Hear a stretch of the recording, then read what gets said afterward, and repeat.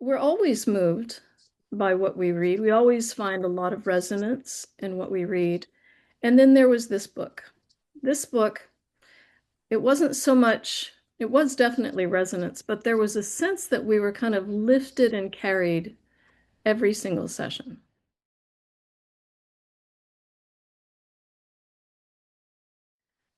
Hello, hello. Happy Friday. We don't normally get to see each other on Fridays.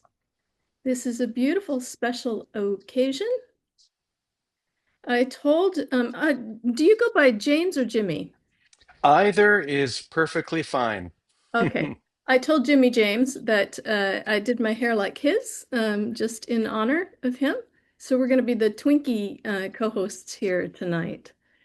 James has no idea the love that's about to come towards him uh, for his own being, but also just this gorgeous book that we have so thoroughly enjoyed. So while we're waiting, James, I'll just let you know we've been doing book group in this community. This community is about 6 years old now, I think. Maybe is that right? About six. I don't know. We're young, 6 or 7 years old, and we've been doing book group. I would say maybe 4 or 5 years of that time. So we've been doing it a long time, and we've read a lot of books because we all read the book together.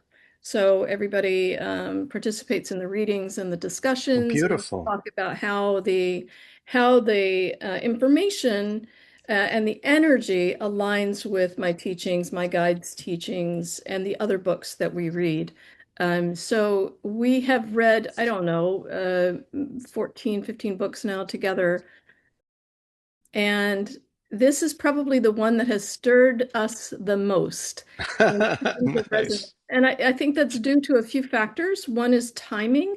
We just, so Lisa Dewey is on here, and Lisa Dewey and I co-facilitated a course called Shedding the False Eye. And so much of what you speak about in here is exactly the language that we're addressing and issues that we're addressing in the course. But so the timing of that is exquisite because we just released that course in the spring, and then people were doing that course, and then we started your book. So it's really, really beautiful compliment, which is exactly why Christina Strutt thought we would love this book for that reason. But also just all kinds of overlap of the kinds of ways that we talk about things. And I'll explain more about that in just a minute. So I'm just going to give a brief introduction to James. James, I first want to say thank you so much for being here. We're so very happy and honored to have you here tonight. We're really excited about it. It is absolutely my pleasure. Thank you for inviting me. Yeah, our joy, our joy. So I'm just going to give a brief introduction of Jimmy James, and then I'm going to just talk about a little bit of the overlap, how things align with the book and with what we're very familiar with language-wise. And then you and I, if you're good with this, are going to read the final chapter. I'll read the part of soul, and you read the part of love. And then Okay. we're gonna ask you to share a little bit more about yourself and how this book came about, and then we've got some questions. Okay, everybody good? Everybody groovy? All right, just a very brief a very brief introduction. And as I was writing this out, I'm like, wow, this makes me just feel so lazy. So Jimmy James Twyman is an Anglican priest and Episcopal Franciscan. He is the author of 25 books, the co-writer and producer of 7 feature films, the performer and producer of 22 music CDs. He's also the founder of Namaste Village in Mexico, and he regularly performs the Peace Concert in countries facing war or conflict. So he's extremely busy. He's very devoted and seemingly tireless in his service. It's really quite a resume there. When we talk about the substance of this book, The Annihilated Self, just some of the common themes that I want to point out before we read the final chapter. There, I could just list, every page, something on every page is so resonant and familiar with us. But a few things just to hit the highlights, so you understand sort of where we're coming from as a community, is we're very familiar with this idea of the end of effort. In my own teachings, in 2020 was when I first started channeling. I've been having big metaphysical experiences for 26 years, but channeling started with a very big collective of guides in 2020. And the very first teaching they ever gave was on the end of effort. That this we're reaching a time now where we realize our exhaustion and we can surrender all the sort of striving aspects of, particularly in the spiritual sense. So we're very familiar with the idea of rather than effort, this is about embodiment, right? So this is something we're all very familiar with. Also, this idea of direct experience. This is not about any kind of practice or ritual or doctrine or belief. This is about direct relationship, as you referred to in the book, the falling inward into that direct experience. Also, this idea, you start very early in the book with the ideas of good and evil being transcended. And that's something that we've talked about many, many times in different ways, about the paradigms that we've sort of based humanity on are just dissolving once we really come into that direct relationship. Also, very prominent, especially right now, is this idea of the end of seeking, because seeking in itself implies distance, implies we're not already where or what we seek. So that idea, that's very prominent in the course that I was referring to as well. And other things like, this is very much about being, not doing. This is, this walking without a map. I love that phrasing, the walking without a map. We really fall into kind of a surrendered life, a guided life. And then I have a whole list here, but primarily the big one is willingness. We talk about willingness a lot, that willingness is absolutely the key. Willingness does not imply we know. It implies that we're simply willing to know or to be shown or to discover. And finally, I want to just, when we ended the next to the last chapter, chapter 14, the sentence that I really let us hang on there was, now we go on not to achieve, but to abide. And that's very much our kind of jam. We really get that. We really understand that. And that's really what I feel like the annihilated self has just sort of ushered us through with that same kind of vibe all the way, that this isn't about achieving, this is about abiding. So, given all of that sort of refresher in the tone and the things that are familiar for everybody, James, let's you and I go to the final chapter here. And if those want to follow along, all right, we're going to turn to page 153, chapter 15, the final step. Soul. I believe I'm ready, love. Ready to step away from all things time has taught me into the timelessness where you radiate and live. Please share any final advice you might have for taking this final step. Ah, dear soul, what appears as a final step is, in truth, a falling away of steps entirely. There's no more ladder to climb, no more path to walk, no more you to carry forward. You have come to the edge of concepts and the horizon of no longer a line. It is a dissolving. The last illusion is that you must leap, but even the leaper is love. Even the distance between here and there is illusion. You are already home. The step is not forward, it is inward. It is the holy stillness that says, I am already that. I have always been that. All advice now becomes silence. All instruction becomes breath. But if you must have words, then let these be your last. I do not resist anything. I do not cling to anything. I do not believe anything the ego whispers in fear or pride. Let the wave rise. Let the wave fall. You are not the wave. You are the sea. Let the world whirl and ache and heal. You are not the storm. You are the sky. Let every identity unravel. Let every holy role, every title, every name, even soul, drop. You are not what has a name. You are the name beyond all sound. If pain comes, bless it. If joy comes, bless it. If nothing comes, bless that too. And when love rises within you, unasked, unearned, let it do what it will.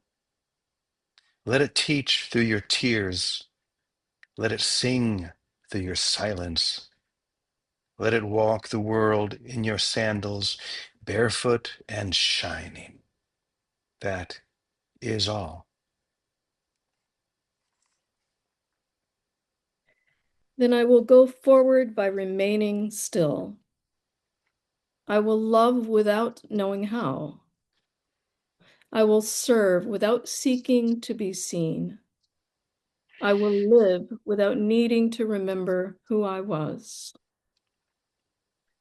And if I forget again, if I try to grasp or to guard, I will stop, I will breathe, and I will fall once more into you. And you will be caught, always. For I have never left you, not even for a moment. Not in your darkness, nor in your dreams, nor in your longing to awaken. You are my reflection, my rhythm, my radiant forgetting of separation. Now go. Not as someone who knows, but as one who is. Let the stars pass through you.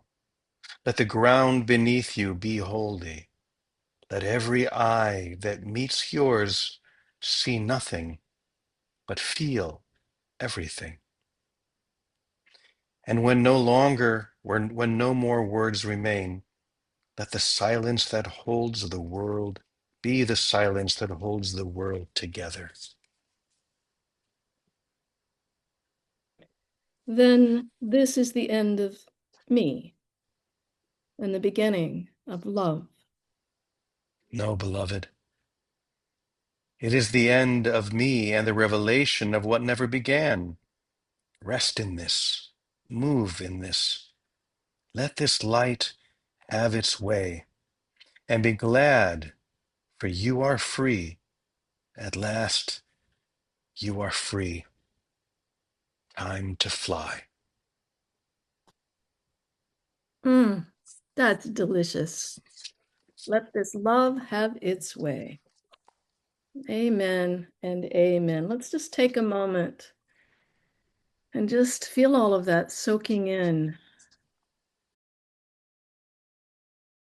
Before and after we do these readings, James, we always sit for a minute and let everything open up. We bring ourselves into a state of welcome and invitation. And so just feeling the words as you read them, I can just feel all of that at home in all of us. So we want to thank you again for such an incredibly beautiful, stunning book. You know, we've read really, dense materials like Oneness by Rasha, which I think is like 700 pages. We've read a bunch of Paul Selig's books, which has a lot of repetition and density in terms of, seeking to understand. We've read Khalil Gibran and we've read my own books, a few of them, and Shalane Harkin and her beautiful poetry. And we're always moved by what we read. We always find a lot of resonance in what we read. And then there was this book. This book, it wasn't so much, it was definitely resonance, but there was a sense that we were kind of lifted and carried every single session. There was a sense of a kind of collective lift as we were reading. So it was such deep and kind of piercing resonance for us that we all knew we were entering and journeying through something quite extraordinary. Um, so I wonder, you've had, this is one of 25 books that you've written. So I wonder if you can tell us, first of all, how did this particular book come about? Because you said in the introduction that you felt like this was the most important book you've read. So we'd love to hear how this came about and your experience of that. Well, sure, I would love to share that because this one is particularly beautiful for me. It was such an experience to, I guess you could use the word channel this conversation. I've always had a different way of understanding channeling than many people because I believe that we're all called to be channels, not necessarily of some entity outside ourselves. In fact, the highest channeling is the realization that there's nothing outside of me. And so I'm channeling, as maybe Love would say in this book, me with a capital M, the truth of who I am, the truth that is forever true, you could say. And so when I began this book, it just started with an exploration into a very ancient community that you've probably heard of if you read the introduction, the Beguines. They were the Beguines and the Begards. The Beguines were women, the men were called Begards. But it was really the women in medieval time that had a tremendous impact. So, in case we need to be reminded, I'll speak a little bit about the Beguines, then we'll talk about Marguerite. So, at the time, women didn't have many options, not like today. At that time, you got married, you became a nun, but both of those were chancy. For example, you didn't have much choice if you were going to get married, who you were going to marry. It was usually something that was arranged by the family. Or if you didn't want to follow that path, you could potentially join a convent, but that wasn't assured as well, because usually when you join most convents, you had to have a dowry, you had to have money from the family that they would provide to help cover your expenses. And so many people of a lower class that didn't have all of that would be refused. And so women often found themselves in the middle of this equation. And it was around the end of the 11th century that a new group of women began to emerge, what became the Beguines. And these were women that didn't really fit into either category, but had a deep devotion, spiritual life, and mysticism. So they were women that joined together, living in community, like a convent might be, but without taking vows, without giving their entire life to poverty, chastity, and obedience, as most convents would. They would come in, they would live in this community, they would follow the guidelines of the Beguines. But if the time came when they chose to leave or chose to get married or whatever it might be, they could do so. So it was much more open.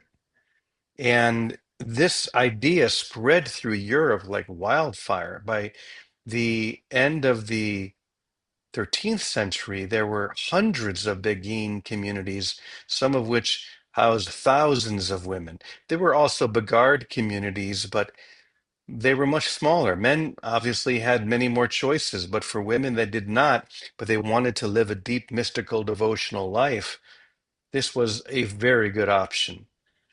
And within the Beguine world, there were certain women who emerged who had entered into that direct experience of divinity. And of course, at that time, there were not many women writing books or teaching, but that began to emerge from the Beguine communities. In particular, one of them being Marguerite Porete. Marguerite was a woman in, I think, Belgium who was a Beguine and lived in a community and had gone to such a deep place within herself that this conversation began to emerge, just like in The Annihilated Self. It was a conversation between love, we could say the divine, and the soul, which would be represented by Marguerite. And amazing depth of spiritual wisdom, mystical understanding began to emerge in this conversation, and she just wrote it all out. And the dialogue that happened between love and soul with Marguerite, basically, it went to a place of true experience. And there were things that emerged, for example, that when one has entered into a true immersion of grace, of the divine, then the outer forms or the way that we present ourselves are less important. But also the way that we present ourselves would always be appropriate because it would be guided by love. But things that were prescribed by the church, by custom, by tradition, they could, if love guided, be put to the side. Clearly, this was not very palatable to the church, which at that time especially was bent on control, especially women, because you never knew how strong that divine feminine current could be in reshaping everything. And so to have this information go out through Marguerite's book was, in their mind, dangerous. And of course, we've all heard of the Inquisition. And this was at a time when the Inquisition was very strong. And so Marguerite was taken to task, and they burned as many copies as they could. They thought all of them. And they told Marguerite that she had to disown everything she had written. She had to basically come out and publicly declare that none of it was true. Now, for an average person who may have just written this intellectually, that probably would have been the best option. If she had just sat down and wrote a book based on her own knowledge or understanding, she might have chosen to do exactly what they had asked. But clearly, Marguerite knew that this information came from a very different source than her own mind, her own intellect, that it was truly a conversation with love. Now, I'll stop there just for a moment because obviously she could have put God, I could have put God in the annihilated self, but love felt so appropriate. On my screensaver, when I first open up my computer, there's a poster that I just developed that says, I think the simplest, truest, most powerful teaching in fact, if we get this one teaching, we have the whole thing. The words are simply, love all, for all is love. Love Yep, all. we're very much in tune with that. Yeah. Good. I had a feeling you might be. That's how simple this is. All is love. So love all. Love every moment. Love every experience, no matter how we are tempted to judge it as good or bad or high or low. Love it all. In fact, it's a very um, traditional philosophy. If we want to look at the ancient Stoics in Greece and Rome, what they would say, in fact, I have it right here in a tattoo. It says, amor fati. Amor fati to the Stoics means loving your fate, or sometimes it's just translated to I love it. So I had them done on my hands so that if I'm challenged and I'm looking down at my hands like this, I see amor fati. I love it.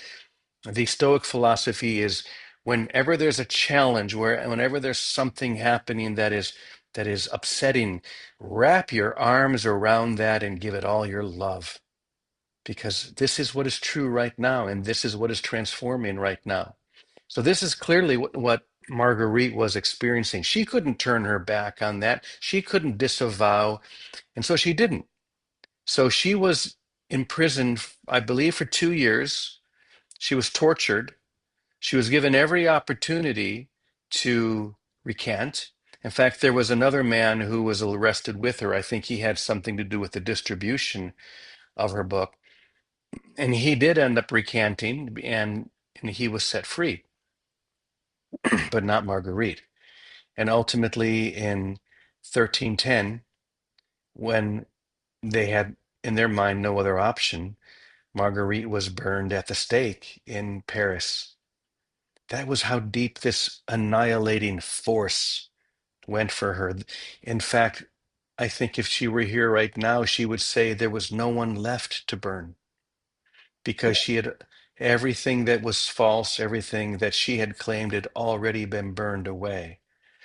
So a lot of people, they ask me, why did you choose the title Annihilated Self? Annihilated is such a strong, almost negative word, to be annihilated. And maybe I had that in the beginning as well, but I think it shifted very quickly, because in the context of this teaching, annihilation is freedom, is to have the untrue, the false, the illusion just completely burned away, so that all that is left is love, is the truth. And clearly this is what Marguerite experienced. So back to why I wrote the book. As I began to read Marguerite's beautiful book, I began to have, we'll just say, an experience. I began to feel that same dialogue within my own heart, within my mind. And of course, the question comes up, is this my imagination? Is it something more? Who cares? It doesn't matter. Just follow. Just let it unfold. So that's what I did. And I just sat down at the computer and just listened and was aware as each chapter unfolded. And I was just overwhelmed by the clarity, the simplicity, the depth of what love shared. And when love would finish, I would ask whatever question was in my mind and whatever comment I had, and she would continue. And that's how the entire book was written. And so when I was finished, I thought, this is special. This is beyond anything I'd written at that time.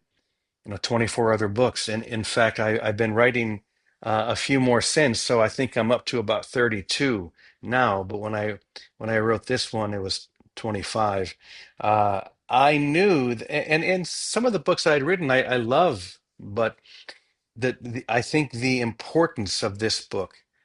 If there was one book that, say, 100 years from now, someone is in a library and they discover a James Twyman book, I would want it to be this one, Yeah, because yeah. this is the one that I think has the greatest depth. So that was my experience. And when I hear, as I am here, that people are being impacted, that they're feeling their own annihilation, their own dissolving beginning to happen, that is for me the greatest, most joyful thing I can hear. So I'm just so, when I heard that there was a study group here sharing this material, I said, well, I gotta come. I gotta come and share with them and just Well, listen. we're So very glad that you did. That's beautiful. That's really wonderful, and I really appreciate, especially hearing that the sort of moment of the inspiration for this book came while you were reading Marguerite's book. That makes a lot of sense.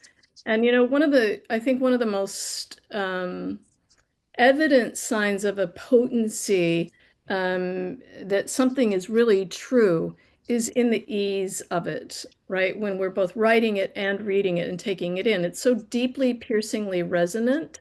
And that's how you know it's coming from this source that's unobstructed, right? It just I allows agree. this very pure kind of flow. And as you were talking, I was reminded of, do you know the poet Shalane Harkin? I don't. Oh, we would all strongly recommend Chelan's channeled poetry. Her muses are Hafez, mostly Rumi, and Khalil Gibran.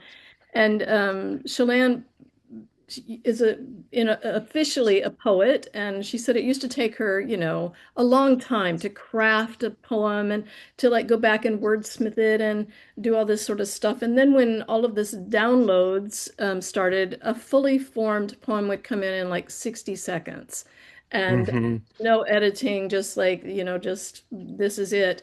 And the potency of those poems I was love it. so obvious. And she wrote her first book she released it during COVID in 2020. And Daniel Ladinsky, who's the renderer of so much of the Eastern poets for Western audiences, he found her, and so she's really had this trajectory. But it's here again, it's just the purity and potency of the channeled word. It's really so moving, and it's like an unstoppable force once we, get in that alignment with it. So beautiful. That actually reminds me of a story that a conversation between Bob Dylan and Leonard Cohen.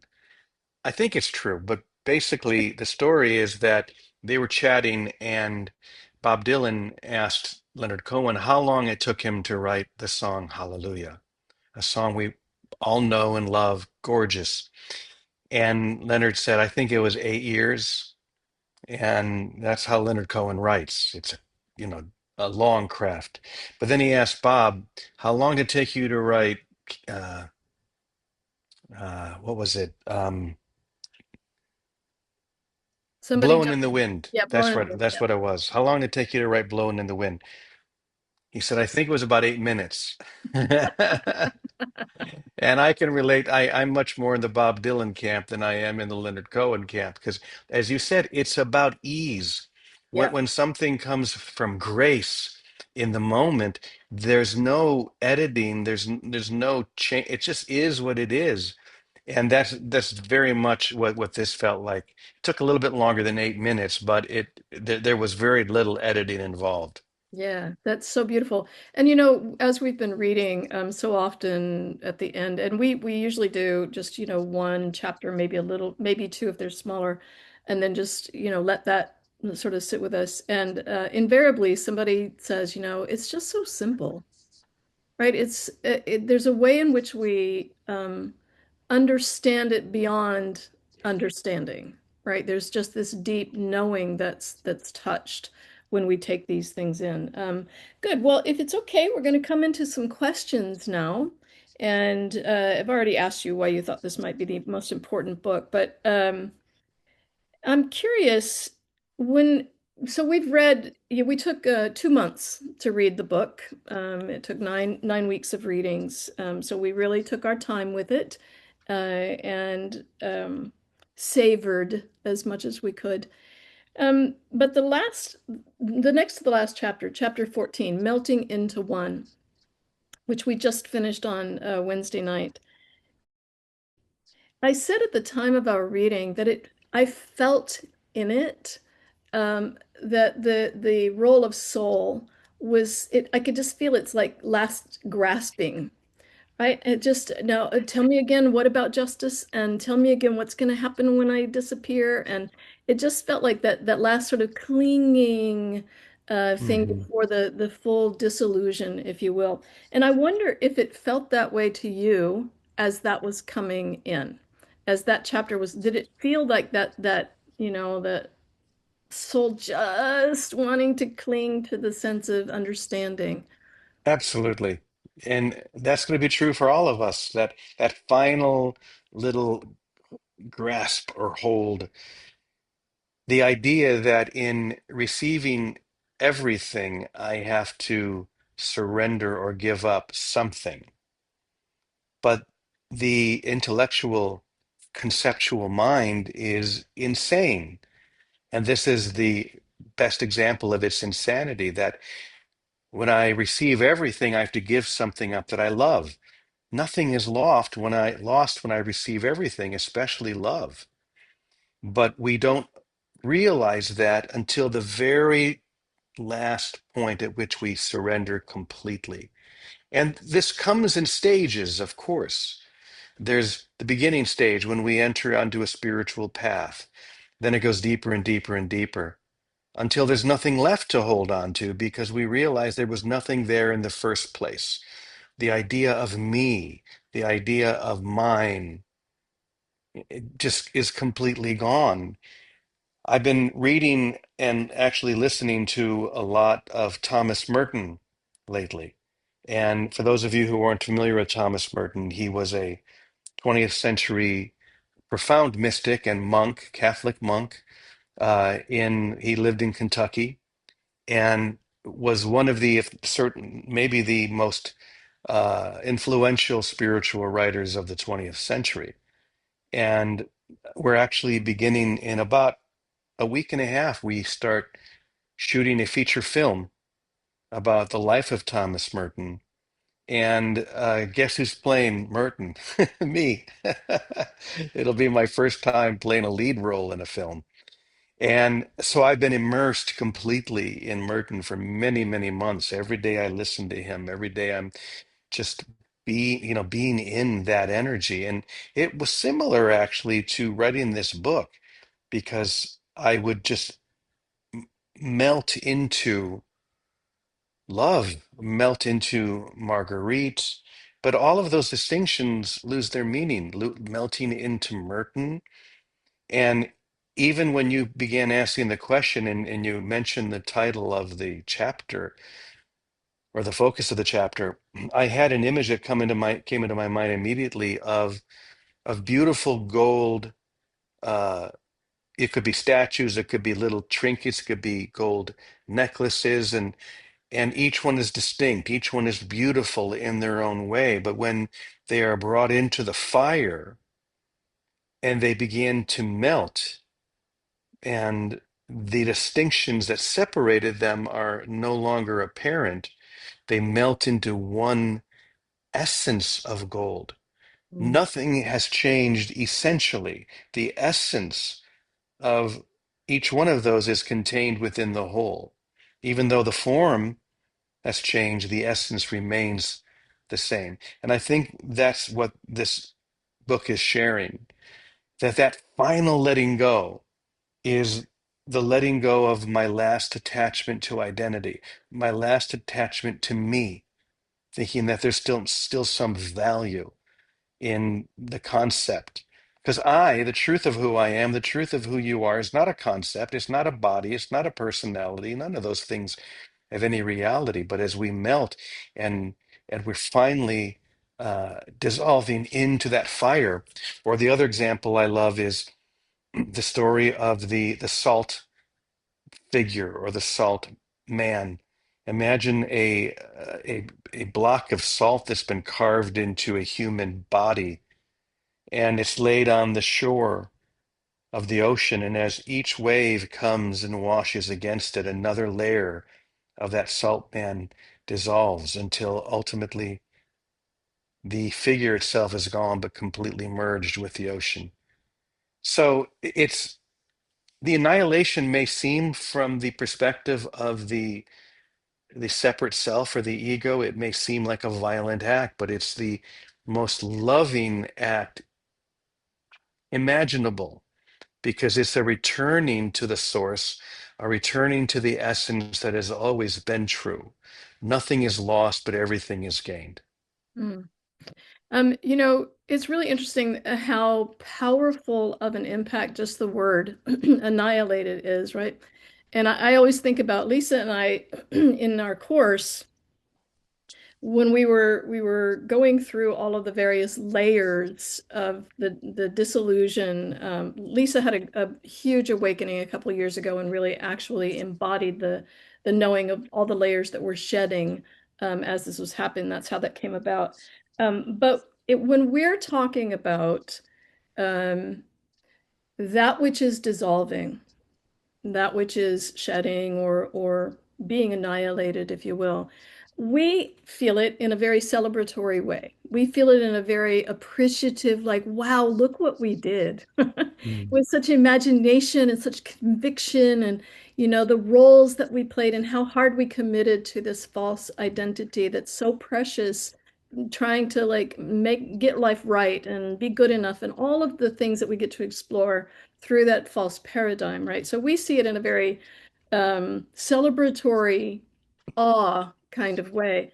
But what we realized pretty quickly is as people were taking this in, they're not taking it in from that same position. They're taking it in of like, oh my God, I have so much work to do, or I still do this, or I still do that. So when I saw the title of your book, the first thing I thought is how fear in one's being will hear that word of like, oh shit, no, the annihilated self. No, no, that's not my book. That's too scary, right? So my first thought was what fear would feel in seeing that. Of course, we all know, especially those of us who've been like immersed in this, it's so dear, this annihilation. It's really such the Mhm. liberation, the total freedom, right? But it's an interesting thing to think about how the very thing that's being the most present that would be addressed would be fear, how it would feel about seeing the word annihilated, right? Yeah.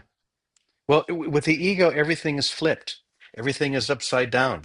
So love is seen as the greatest threat, while even though we don't really see it in this way, fear or holding on is our highest solution.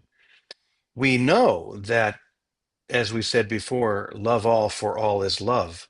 We know that this is the essence of who we are. We can't stop knowing that on the deepest level. But there is something holding us back from going to that deepest level. So we flip everything so that love is seen upside down. Love is seen as something to avoid. And so we create special love. We create special relationships where I can hunker down with one person or one small group of people and try and defend ourselves from everything that might get in the way or challenge or threaten our specialness. But that's not love at all. Love is open. Love is free. Love is available. And so we just have to realize that, oh my gosh, I had it wrong the whole time and celebrate that. That's why I loved what you said, that this is a celebration. This is not something to be afraid of.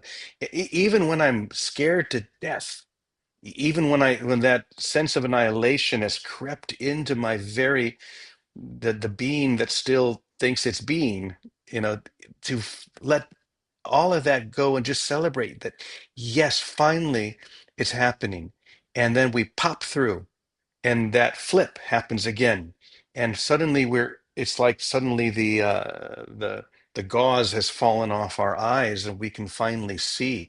I remember the first time that ever happened to me, I was, I think, 29, and I had an experience where I was driving from Wisconsin to Chicago, and I stopped at a rest stop. And of course, this is before we had cell phones, and I had to make a phone call. So I went to a little payphone there at the rest stop, and someone had written on the inside of this phone booth, I think it was "Love is." And I looked at that, and it was like suddenly it flipped, and I just began weeping, and it was like just catapulted into a direct experience of that love is. Now, of course, the gravitational pull of the ego is such that we will often flip back. I wish it was as simple as that one flip and then, but we're so accustomed to this, the energy of holding on to identity, the need to hold on to identity, that we will usually flip back. But that one flip, even if it's just for an instant, to have a direct experience, and this is why the book really focuses on this, to have a direct experience of that is such that you will never go back all the way. You Yes, can that's right. never, yeah, you can never go back into the illusion. So, That's right. I uh, talk about that in terms of, once you know experientially, yeah, you can't unknow, you can't right? unknow. It's too late. You already know. It's already happened. Beautiful. Well, let's move on to some other questions, if that's okay. Sure. I'm going to ask one from Sloan. He submitted this. Looking back over your own journey, what has most helped you let go into love? And what has most stood in your way? Good question, Sloan. Way to go. Uh, well, the thing that has most helped me was unfortunately the most difficult experience of my life. So in 2005, the woman I married when I was very young and the great love of my life was murdered in Chicago. And so my daughter and I obviously went through such tremendous guilt. Well, not yeah, there was definitely guilt. If I had been there, I could have stopped it, whatever. But grief, and it was like that grief carved out a hole in me that could only be filled by grace. And I began to experience not the concept of forgiveness or anything like that, but an actual experience. For example, even though the men who committed this act were never officially caught, uh, I experienced a profound level of forgiveness for them. And forgiveness, as I think you all know, is not a traditional, the actual experience is not what most people think. And of course, in Miracles, it would talk about the difference between forgiveness to attack and the forgiveness to heal. Forgiveness to attack is the typical understanding, which is that you've committed a sin against me, and I am going to rise above you now and forgive you for that. Or in that case, you've done something truly horrible. And but I am so wise, I am so holy, I am going to rise above you and forgive. That's forgiveness to attack. Forgiveness to heal is the experience that the sin that I thought happened in reality never did. It was never what I thought it was. And so I had a direct experience of that through that horrible thing. Now, once again, it's a flip. So I'm, and probably always will be moving through that in some way. But even when the grief takes over again, I can still feel the grace that is like a buoy holding me up above the water so I don't sink into it. So that was the first thing. What was the second part of the question? What most stood in your way to falling into love? Me. Me. Yeah, that's what it is for all of us. It's my idea of me, my concept of who I am, based upon what?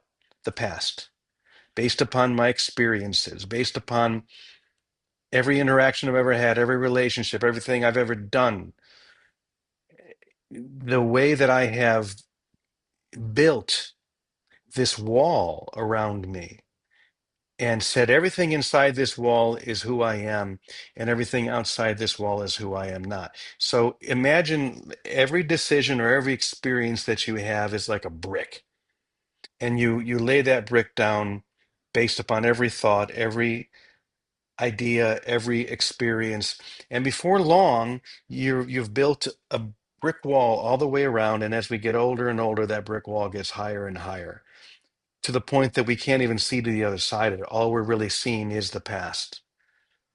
And it's easy then to say everything in here is who I am. Everything out there is who I am not. But here's the thing, those bricks that we thought were so solid were thought bricks. They weren't real bricks. They don't have any real substance. They are imagined. And so I can step outside of that brick enclosure anytime I want because it's not real. I've only thought it was real. So everything in there is the me that I created, and it's the only thing that has blocked me. But the spiritual process is realizing that these are not the these are they're not it's not what I thought it was. These bricks are not real. They're not containing me in any real true way because the truth has never changed. So once again, the concept of me is the only thing that has ever blocked me because it keeps me from seeing and realizing that it's not about me, it's about we. It's not about me, it's about thee. And the spiritual experience, which is what we're all undergoing, is just the dissolving or the annihilation of that me. Hmm. Hmm. Beautiful. Thank you for offering so much in that response. And I just want to acknowledge, there's a certain kind of weight of experience and almost expertise in our work when we come to it through such a profound teaching experience, such as a murder or something so extreme as that, to come into an understanding of something that just seems unfathomable to forgive to other people, right? That we really have it's such a both a beauty and a burden way of coming into this path. And I was reminded as you were talking about my very first metaphysical experience was going into the body and being of Jesus on the cross at the moment of crucifixion. There was a whole lot of things that happened in that, but towards the end of this, feeling the stunning compassion that Jesus had just in his nature, but specifically for the people who caused the events of the day. I was really specifically feeling that, and he was having such sorrow for all of the grief and shock that they were going to experience at some point. And the feeling that I had in this moment was the recognition.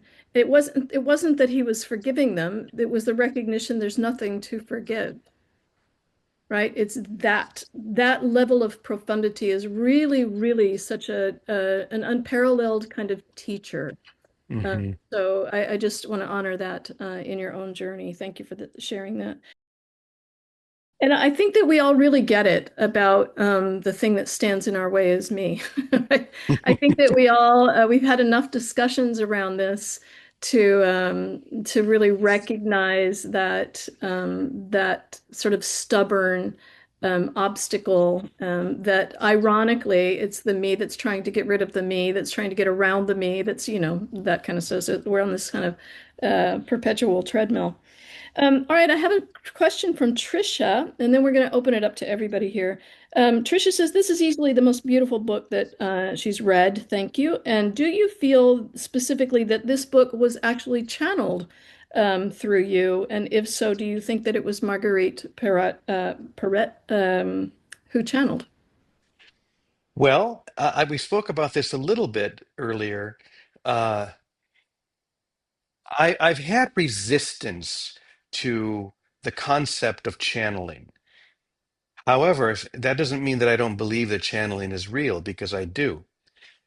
I've been a student of A Course in Miracles for over 30 years, and I would say that was my great awakening or awakener.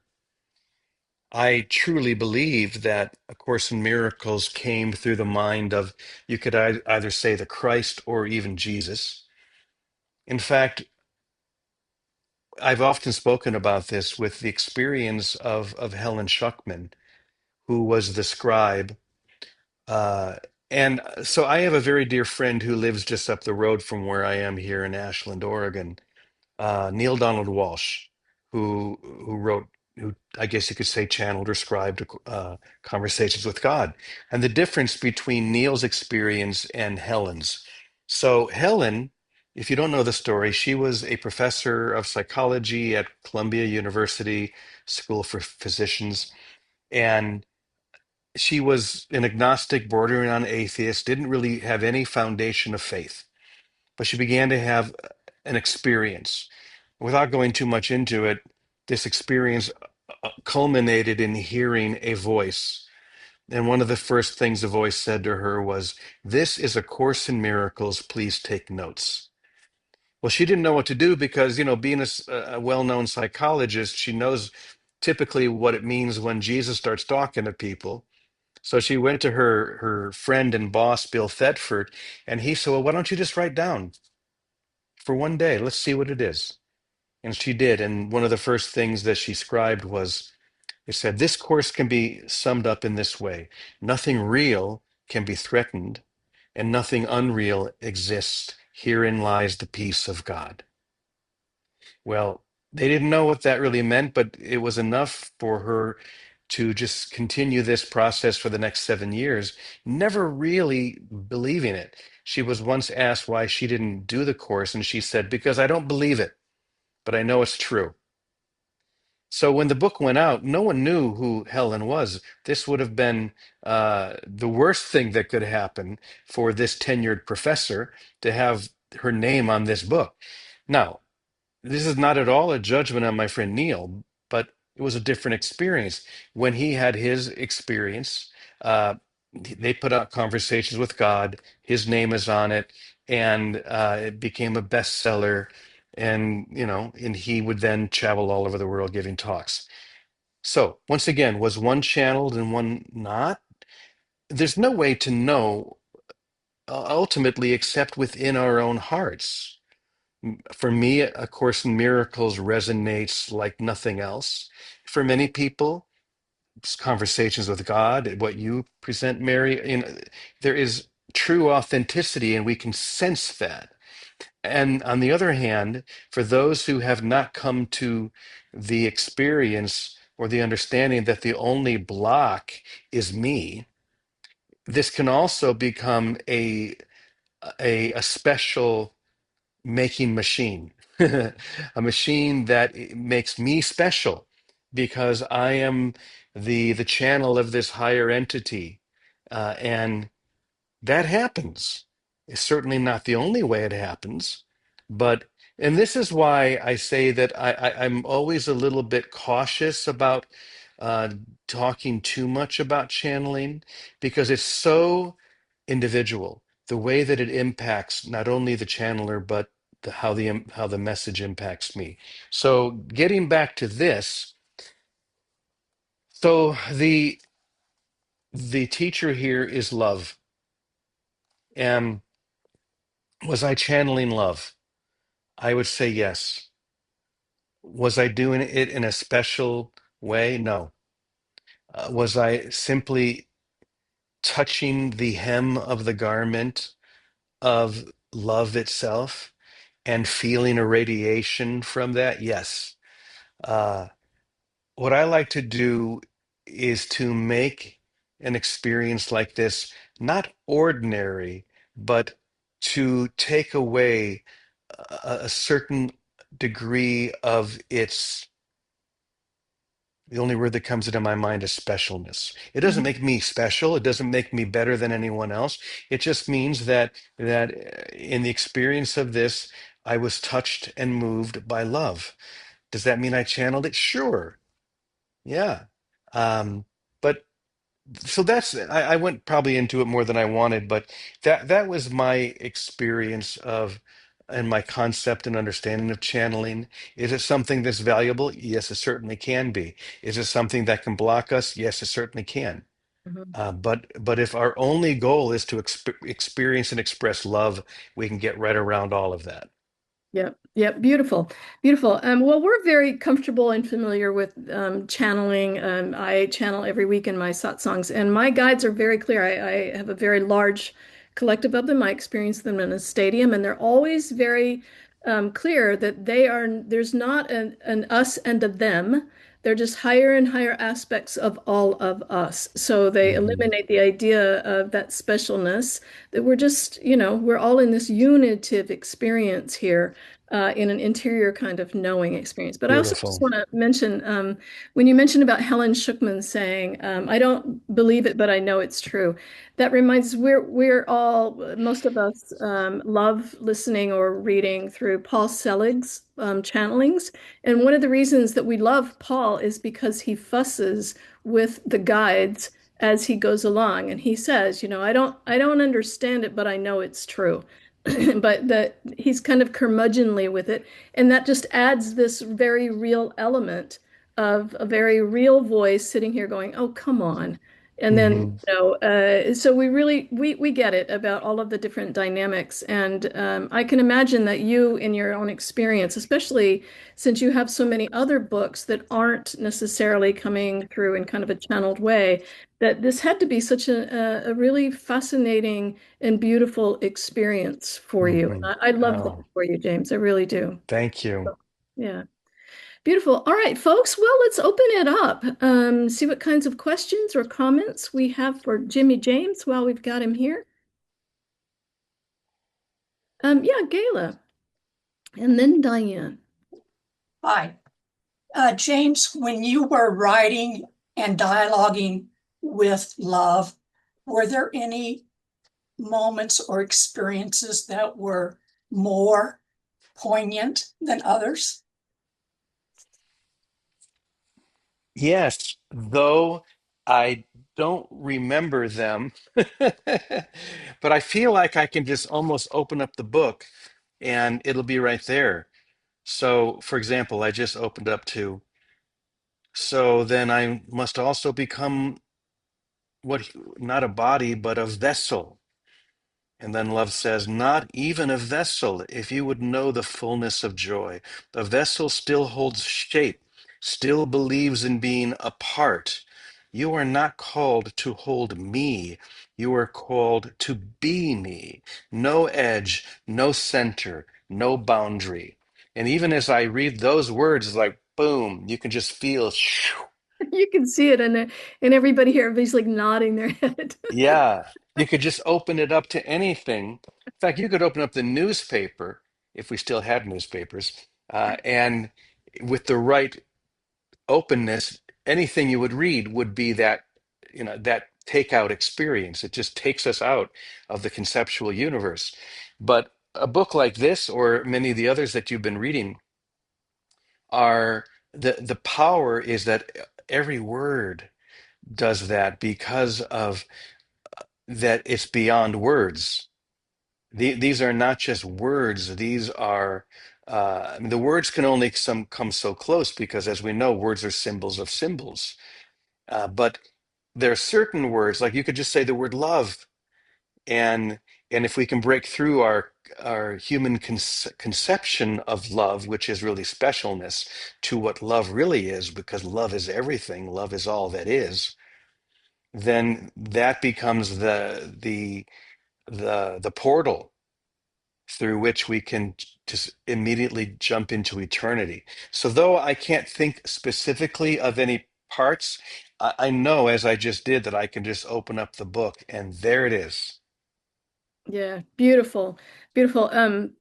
So just so you know, James, in my own experiences, my own actual experience of the nature of God, of Godness, is this pure dynamic awareness that has a cherishing nature, which is why we Mm, experience it as love, is that it's the purity of this adoration of being, I um, love that. the bliss of God. So we're very familiar with this, God and love, same, right? It is the experience of God that is the love. Yeah, beautiful. Um, all right, Diane, you had your hand up, and then did you take it down intentionally, or you had a question?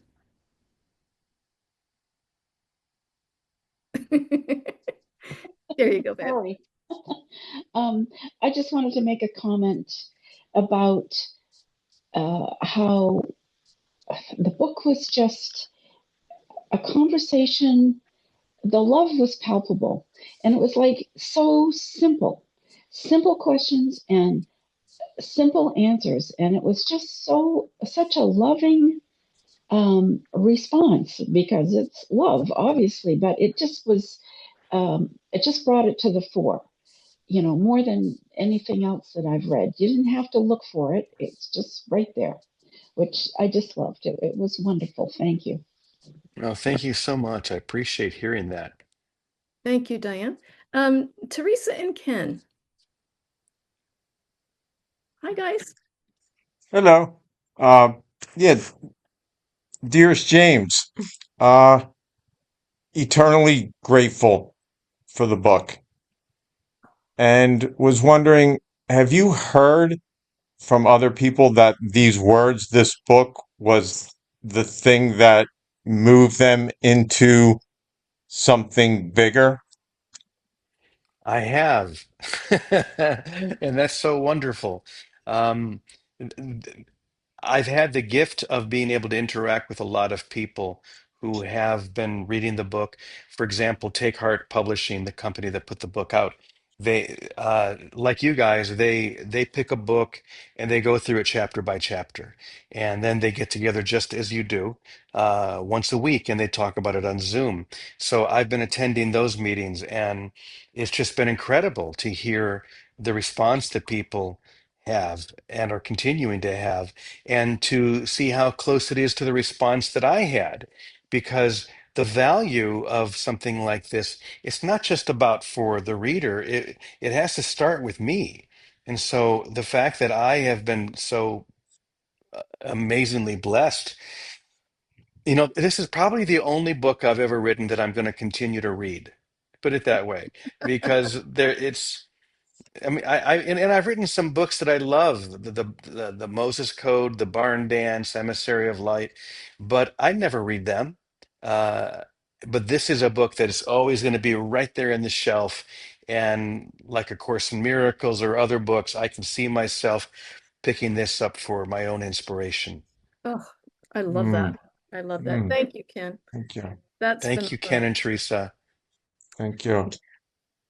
I also just want to point out, he mentioned Take Heart Publishing is the publisher of this book. And for those who aren't familiar with them, they're the ones that also publish Mari Perron's Course of Love. A Course of Love, and then Sebastian Blakesley's books as well. And so both of those are channeling authors or authors that provide the channel stuff. So I love that what Take Heart Publishing is doing. Yes, they're great. Great work over there. Um, Lynn.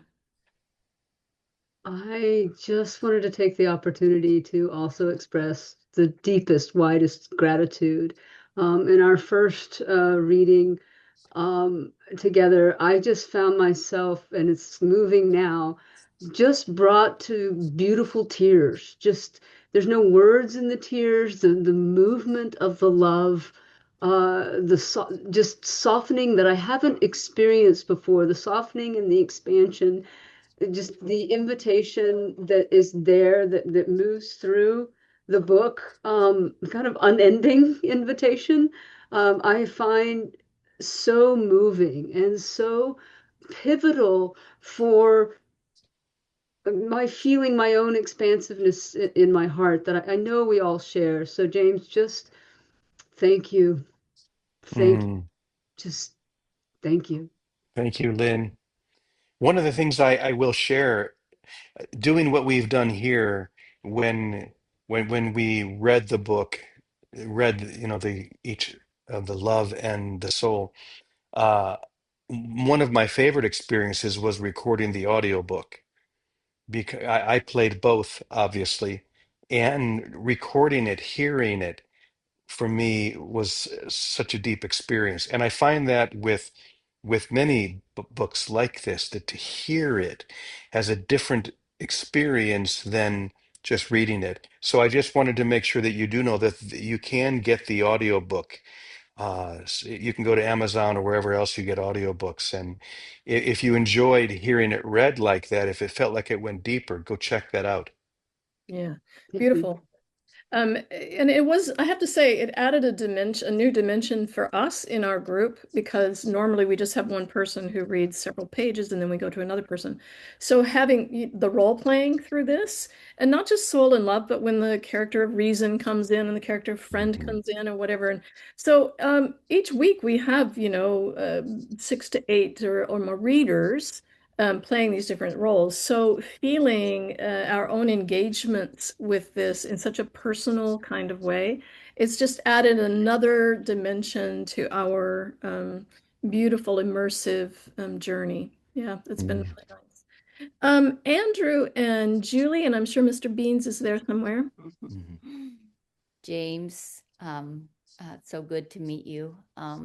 This book has resonated so deeply for where I'm where I'm at in my journey. And it's like I feel like, and it's been really intense, especially July.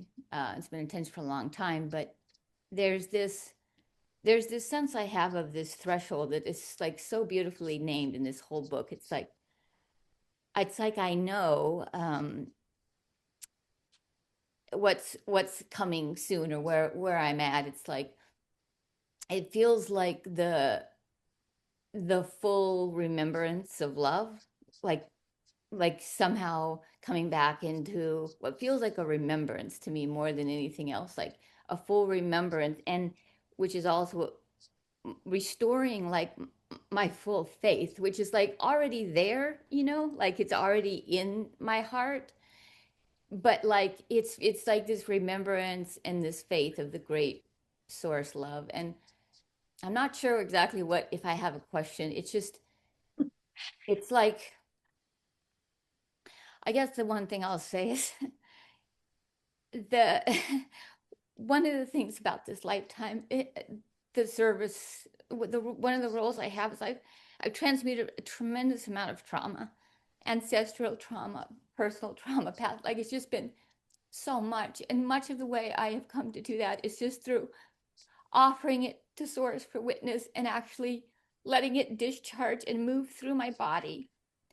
But it's also tremendously painful. I've held so much emotional pain, and there's something about what I feel coming in around this return to love that's like I it's like also the return to Sacred Heart alchemy. And I can feel how this Sacred Heart alchemy, once this love is fully remembered, the full faith restored, it's almost like an, I don't even know how to put it into words, like an, almost like it feels like an instant grace filled alchemy that I no longer have to almost like bear the burden of the emotional pain that I've experienced for so long. So just anything you want to say about that. I love how you shared that it just moves through you and the alchemy of that movement. We have to allow whatever process is needed. And sometimes that process will be ecstatic, and sometimes it will be deeply painful. But it's the willingness to go to wherever is needed to break through. Because that's what we're here to do. We're here to break through the illusory self, the self that we've made, which is in itself a protective device.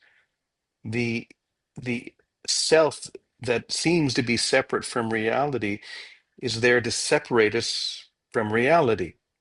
It's a very strange thing, but separation from reality or from source is impossible.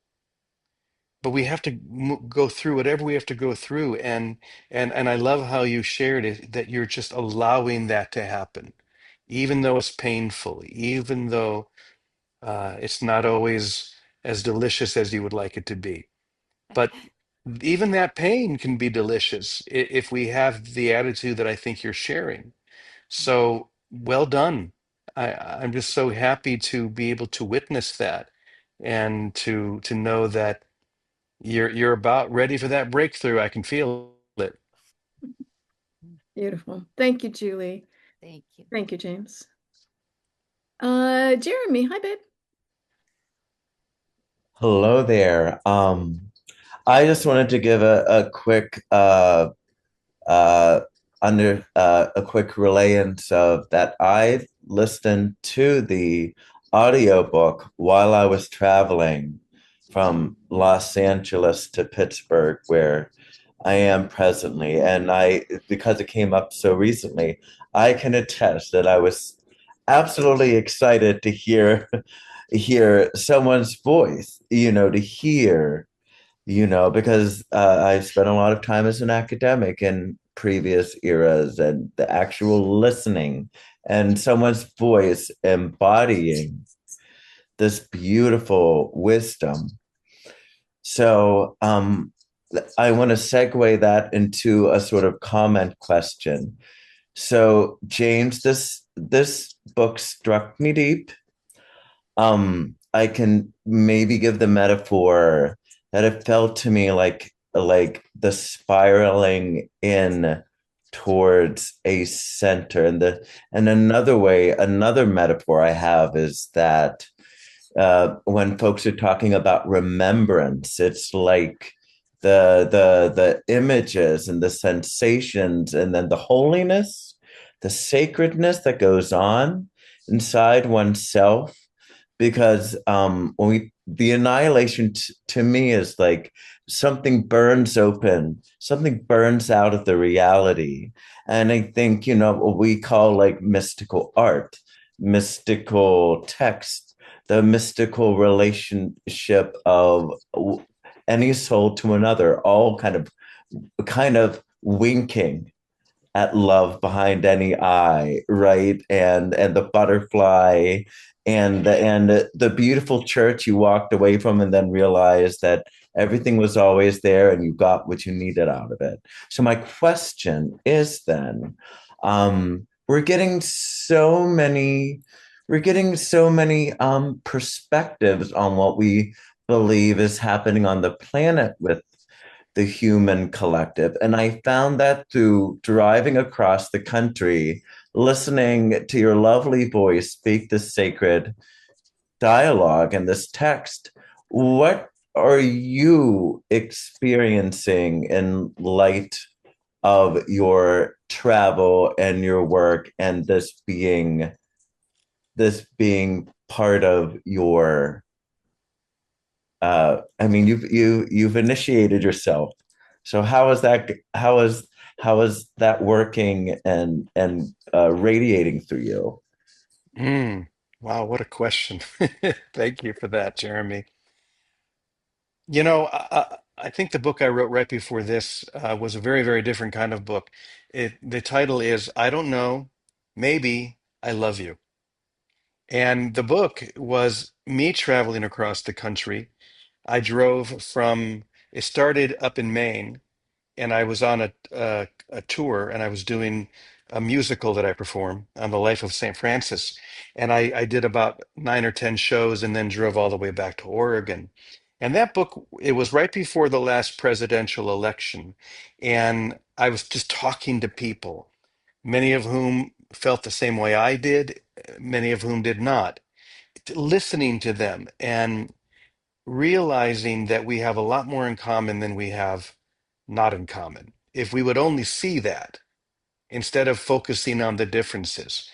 And it was such an eye opener for me to let go of my position and to know that my position and your position, they're blocks to the awareness of love, because the idea usually is if you agree with me, you're okay. But if you don't agree with me, I don't want to have anything to do with you. And of course, we see that today, maybe more than ever before.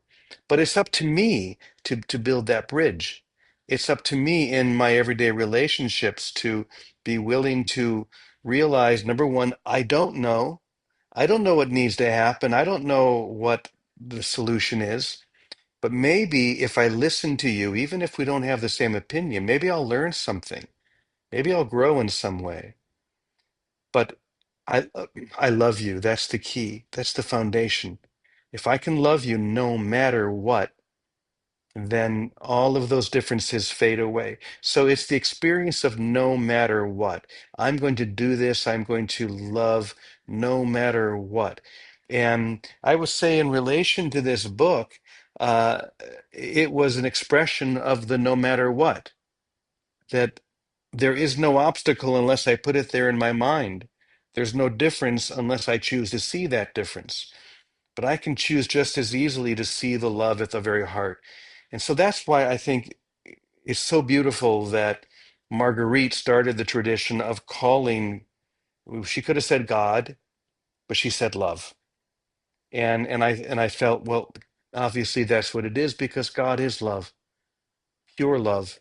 And this is what's needed today. That's right. We seem to live in a world that's so divided, that is, more challenged than most of us have ever experienced. But love is the answer. my willingness to see through the differences and to realize, as we said in the beginning, that love all, for all is love.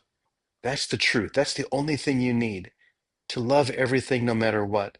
And so I hope I answered your question, Jeremy. I just was kind of going around. Okay, good. Thank you. Yeah, beautiful. Thank you. And thank you for that great question, Jeremy. Thank you to everybody for your great questions.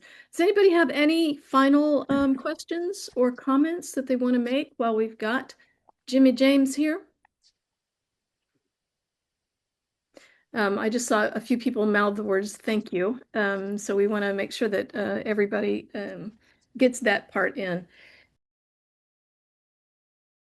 Again, as I started out this gathering, saying that there's so many, like you said, you could just open to any page and there's this resonance, right? Every bit of it is familiar in the way that we've been taking in my teachings, my guide's teachings, the books we've been reading, the things that really deeply resonate. We could just turn to any page, and it's just been this constant sort of lift and flow for us. It's been exquisite. But one of the things I keep coming back to, just in thinking about the impact or the feeling of this book, um, is you talk in the book, or Love talks in the book about the sacred ache. Mm, And in my own experience, in sort of a much more kind of piercing and profound relationship to that ache, there was an experience. I've had it in different ways, but basically, this thread of sorrow or ache or longing that we all carry in the human experience. And the source of that ache or that longing is our belief that we're separate from God, right? And at the same time, our constant crying out for union with God, right? We live in this ache, and it feels like this book soothes that ache, that it constantly brings us back into that, like, oh, right, good. mm, So it feels like this kind of both a salve and a relief, but also this profound, beautiful, deep coherence, right? Just like bringing us into kind of this resting sigh of relief, and it's just really beautiful. So we thank you so much, James. We always end our readings by thanking you for your grace and your generosity, because love is flowing through us. Love is being known and illuminating itself through us because of your willingness, your generosity, and to sit down and be the dictation or whatever you want to call it. So we really are so very grateful for your generosity, for your willingness, and for your intention to be a presence and a resource of love for all of us. it has been an absolute pleasure. Thanks so much for inviting me. And part of my invitation to you is, you mentioned in the introduction our community, which is called Namaste Village in Ajijic, Mexico. And what I have found is that being with people, a community, even online, as you are here, amplifies this experience. To be able to join with people who we can relate to and feel the energy building and lifting, and having a community where you can actually live together is even more beautiful. So if you ever want to get information on that, just go to namaste-village.com. We have like 40 houses and apartments, and it's right in the middle of the most concentrated expat area for Americans and Canadians in the whole world on Lake Chapala in Mexico. And it's such a gift to be able to share that community. So you're all invited to be my friends there if you ever want to come. We accept. We accept that invitation. Beautiful. Well, thank you so much. Thank you to everybody who's been here attending, and thank you to the questioners. James, darling, thank you so much. You're welcome back with us Oh, anytime. thank We love you. I you. We loved it. appreciate you. Yeah, very good. And our time together will be of benefit to all beings. Namaste, namaste. James, can you hang on the line just a minute? Thank you, Sure. everybody. Bye. Well, that was fun. They're a great group. They It's really are. Well, I just want to thank you personally, not only for being here and your willingness and your accessibility. This is so lovely here, but also just for everything that you do in the world, darling. It's not lost on me the Mm. value that one individual can have, especially a very, very eager and productive heart like yours that just keeps cranking stuff out and lots of different things. So um, I remember Christina said. That creativity is your service, really, because you come out with so many ways to engage, to incite, to inspire. So I can't help myself. I try to slow it down, great. but then it speeds up. That's good. That's good. Well, it's always nice to be a willing participant in all of that. Beautiful. Yes. Thank Uh, you for what you're doing as well, Mary. It's clear that the potency of your own being is drawing so many incredible people who are ready to awaken. Thank you. Thank you. I appreciate that. It's always odd. I'm sure you probably have some of this as well. I don't feel like it's a me doing this. I feel Sure. like there's someone in the chair and love just happens. Oh yeah, I love that Really makes feeling. our job Isn't it very the easy in best? that regard. We have the easiest job. Oh my And God. I love it. Good. Well, thank you so much. And truly, you are welcome back anytime, James. And Okay. let's stay in touch. Okay. Thank you, my dear. Have a All right. beautiful rest of your evening. All right, you too, babe. Bye-bye. Bye now.